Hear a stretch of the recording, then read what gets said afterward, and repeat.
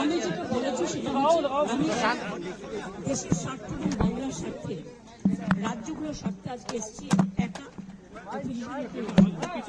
কিন্তু আপনাদের পরিষ্কারভাবে বলছি, আপনারা বাজেটে আমাদের বঞ্চনা করেছেন, আপনারা বাংলার সমস্ত উন্নয়নের প্রজেক্ট বন্ধ করে দিয়েছেন, আপনারা বিরোধী দলের কোনো রাজ্যকে কোনো সুযোগ দেন না, এবং আপনারা আমাদের 3 বছর ধরে 100 দিনের কাজ বন্ধ, প্রধানমন্ত্রী আবাস যোজনা বন্ধ, রুরাল রোড যোজনা বন্ধ, সমস্ত কিছু বন্ধ করে রেখেছেন।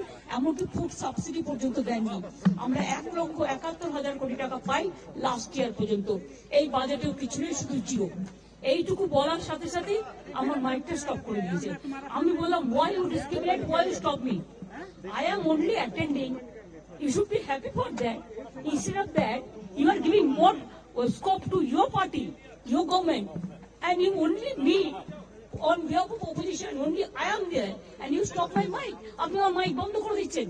আপনাদের এই বঞ্চনা আমি মানি না, তাই মনে রাখবেন আমি চললাম। दीदी ये बंगाल का दीदी इंसल्ट है, ये दीदी ये आपका इंसल्ट नहीं है, सब रीजनल पार्टी का इंसल्ट है।